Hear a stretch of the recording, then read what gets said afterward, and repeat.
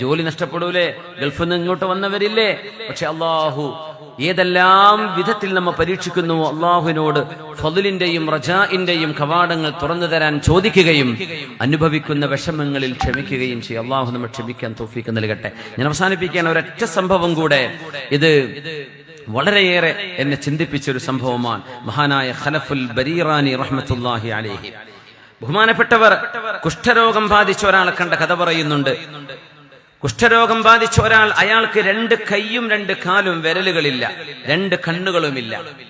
അങ്ങനെ ഒരാളെ കണ്ടുമുട്ടിയപ്പോ, നോക്കണം, നമ്മളൊക്കെ ചാരിറ്റി പ്രവർത്തനങ്ങൾ ചെയ്യുന്നവരാണ്.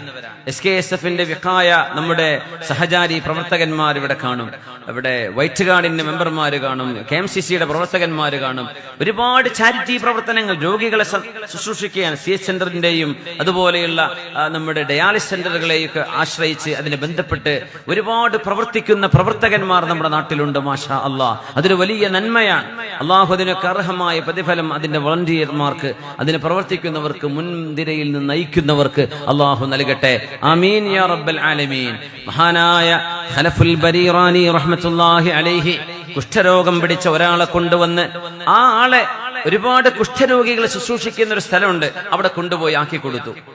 പിന്നെ ഇദ്ദേഹത്തെ കുറിച്ച്, മഹാനായ ഖലഫുൽ ബരീറാനി തങ്ങൾ ഇദ്ദേഹത്തെ കുറിച്ച് മറന്നുപോയി. കുറെ കാലം കഴിഞ്ഞ, പടച്ചോനെ, അന്നൊരാളെ കണ്ടിരുന്നല്ലോ, അയാളുടെ അവസ്ഥ ഇപ്പൊ എന്തായിരിക്കും? ഇപ്പൊ വൃദ്ധസദനങ്ങളില്ലേ, ആരും നോക്കാനില്ലാത്ത ആളെ കണ്ടാ നമ്മൾ എന്ത് ചെയ്യും? ഒരു വൃദ്ധസദനത്തിൽ കൊണ്ടുപോയി ആക്കി കൊടുക്കും. പിന്നെ ഓർക്കും, എന്തായാവോ അവരുടെ അവസ്ഥ എന്താണ്?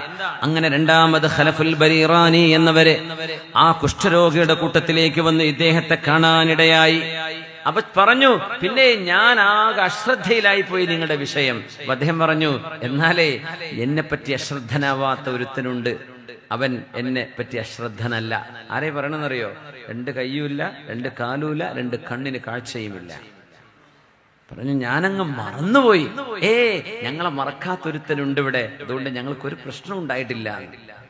അത് പിന്നെ ഞാൻ നിങ്ങളെ ഓർത്തില്ലല്ലോ, അതുകൊണ്ടാണ്. എന്നെ എപ്പോഴും ഓർക്കുന്ന ഒരാളുണ്ട്.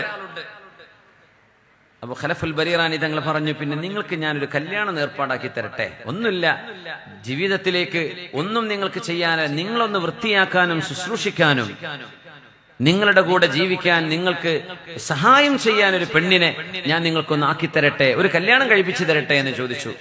അന്നത്തെ അവസ്ഥയിൽ അദ്ദേഹത്തിന് യോജിക്കുന്ന തയ്യാറുള്ള ആരെങ്കിലും കാണും? അപ്പൊ അദ്ദേഹം പറഞ്ഞു, ഞാൻ ലോകത്തിന്റെ ചക്രവർത്തിയാണ്, ലോകത്തിന്റെ രാജ്ഞി, ഈ രാജാവിന്റെ രാജ്ഞി എന്റെ കൂടെയുണ്ട്, ഞാൻ രാജാവും എന്റെ കൂടെ രാജ്ഞിയുമുണ്ട്, പിന്നെ എനിക്ക് കല്യാണോ? ചോദിച്ചു, എന്താ നിങ്ങൾ ഈ പറയുന്നത്? നിങ്ങൾ രാജാവോ? മൃഗങ്ങൾ തിന്നുന്ന പോലെയാ നിങ്ങൾക്ക് തിന്നാൻ കഴിയൂ, കാരണം കവിഴ്ന്ന് കിടന്ന് വായ കൊണ്ട് തിന്നണം, കൈ ഉപയോഗിക്കാൻ പറ്റില്ല. അദ്ദേഹം പറഞ്ഞ വാക്കാണ്. മഹാനായ ഖലഫുൽ ബരീറാനി റഹ്മത്തുള്ളാഹി അലൈഹി, ഇങ്ങനത്തെ നിങ്ങൾ അങ്ങനത്തെ നിങ്ങൾ രാജാധികാരത്തിന്റെ ചെങ്കോലും രാജ്ഞിയും നിങ്ങളുടെ കൂടെ ഉണ്ടെന്ന് പറയുകയാണോ? പറഞ്ഞു,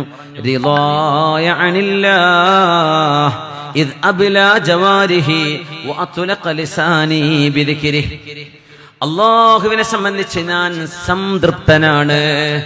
അല്ലാഹുവിനെ കുറിച്ച് എനിക്ക് പൊരുത്തമേ ഉള്ളൂ, എന്റെ റബ്ബിനെ ഞാൻ കുറ്റം പറയില്ല. അള്ളാഹുവിനെ തൃപ്തിപ്പെടുന്ന ഒരാൾ രാജാവല്ലെങ്കിൽ പിന്നെ ആരാണ് രാജാവ്? എപ്പോഴും അവന് ദിക്ർ ചൊല്ലാനുള്ള നാവ് അല്ലാഹു എനിക്ക് തന്നില്ലേ, അതെന്റെ രാജ്ഞിയാണ്. നീക്ക് എന്തിനാ കല്യാണം? അത്ഭുതപ്പെട്ടു പോയി ഖലഫുൽ ബരീറാനി. റബ്ബേ, ഇങ്ങനെയുണ്ടോ? പണ്ഡിതന്മാരെക്കാളും ഈമാനും നിസ്കാരവും ഇബാദത്തുള്ള സാധാരണക്കാരുണ്ട്, ഇഷ്ടം പോലുണ്ട്. അതൊരു യാഥാർത്ഥ്യമാണ്. പണ്ഡിതന്മാരെക്കാളും സ്വബറും ക്ഷമയുമുള്ള സാധാരണക്കാരില്ലേ? ഈ കുഷ്ഠരോഗിയായ മനുഷ്യന്റെ മറുപടി കേട്ട് ഞെട്ടിത്തെരിച്ചു അദ്ദേഹം, ഖലഫുൽ ബരീറാനി തങ്ങൾ. അദ്ദേഹം പറയാ, കുറച്ചു ദിവസം കഴിഞ്ഞ് അദ്ദേഹം മരിച്ചു. മരിച്ചപ്പോ ഞാൻ അദ്ദേഹത്തിന് കഫംപുട തയ്യാർ ചെയ്തു, ഞാൻ ഉണ്ടാക്കി കൊടുത്തു കഫംപുട. ഞാനൊരു കഫംപുട വാങ്ങിച്ചു കൊണ്ടുവന്നു. പാവം മനുഷ്യൻ, 2 കൈയും 2 കാലും ഇല്ല, 2 കണ്ണുകളും വർക്ക് ചെയ്യുന്നില്ല, കാഴ്ചയില്ലാത്ത ഈ പാവം മരിച്ചല്ലേ, അദ്ദേഹത്തിന്റെ ഒരു ഈമാൻ എത്രയായിരുന്നു. അങ്ങനെ ഞാനൊരു കഫംപുട വാങ്ങിച്ചു വരുമ്പോ, കഫൻ തുണി നോക്കുമ്പോ തുണിച്ചിരി വലിയ തുണിയാണ്. അപ്പൊ ഞാൻ അതിന്റെ പകുതി വേണ്ടു, പകുതിയോളം ഏറെയാ. ആ പകുതി ഞാൻ കട്ട് ചെയ്തു. അദ്ദേഹത്തിന് ആവശ്യമുള്ള ഹൈറ്റിന് മാത്രമായിട്ട് ഞാനത് കട്ട് ചെയ്തിട്ട് അതിന്റെ ഒരു കഷ്ണം ഞാൻ വീട്ടിൽ കൊണ്ടുപോയി വെച്ചു. കഴിഞ്ഞു. അപ്പോ ഞാനത് കട്ട് ചെയ്തെടുത്തു വെച്ചു.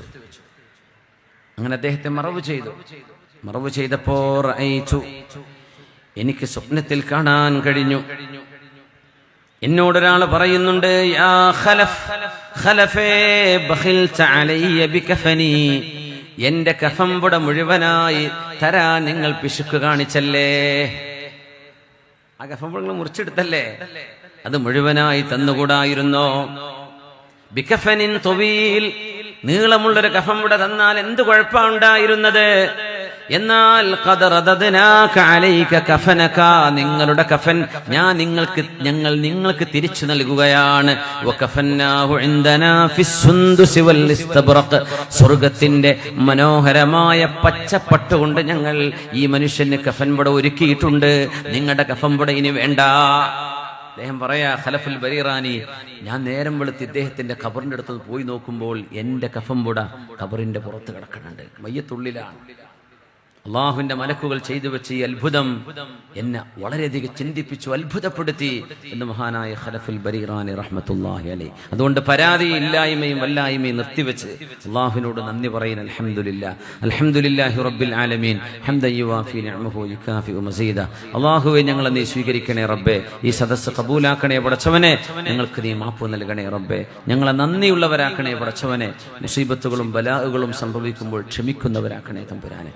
അള്ളാഹുവെ, ഞങ്ങളുടെ മനസ്സുകൊണ്ട് നിന്നിലേക്ക് അടുക്കാൻ തൗഫീഖ് നൽകണേ റബ്ബേ. അള്ളാഹു, ഞങ്ങളുടെ കർമ്മങ്ങളിൽ സ്വീകാര്യത നൽകണേ റബ്ബേ, ഇബാദത്തിന്റെ ഉത്സാഹം നൽകണേ തമ്പുരാനെ. മനസ്സിനുള്ളിൽ കിബറും അസൂയയും പകയും ദേഷ്യവും വിദ്വേഷവും നീ ഇഷ്ടപ്പെടാത്ത ഈ സ്വഭാവങ്ങൾ ഒന്നുമില്ലാതെ കൽബിനെ ശുദ്ധിയാക്കണേ തമ്പുരാനെ. അള്ളാഹു, ഞങ്ങളുടെ മരണം നീ ഖൈറിലാക്കി തരണേ റബ്ബേ. ഞങ്ങൾ മരിച്ചുപോയ ചെറിയവരും വലിയവരും കുട്ടികളും പ്രായമുള്ളവരും അവരെയൊക്കെ നാളെ സ്വർഗ്ഗലോകത്ത് കണ്ടുമുട്ടാൻ അനുഗ്രഹിക്കണേ റബ്ബേ. അള്ളാഹു, ഈ രാജ്യത്തെ നീ അനുഗ്രഹിക്കണേ റബ്ബേ. ഈ രാജ്യത്തെ സമാധാനം എന്നുമെന്നും നിലനിർത്തണേ തമ്പുരാനെ. അഷ്റഫുൽ ഖൽഖ് ഇഷ്ടപ്പെടുന്ന ഉമ്മത്തിക്ക് ഞങ്ങൾ പെടുത്തണേ തമ്പുരാനെ. നാളെ സ്വർഗ്ഗലോകത്ത് വെച്ച് നിന്നെ കാണാനുള്ള മഹാഭാഗ്യം നൽകുകയും ബിജാഹി സയ്യിദുൽ കൗനൈനി മുഹമ്മദിൻ സ്വല്ലല്ലാഹു അലൈഹി വസല്ലം വബിഫദ്ലി സ്വല്ലല്ലാഹു അലാ മുഹമ്മദ് സ്വല്ലല്ലാഹു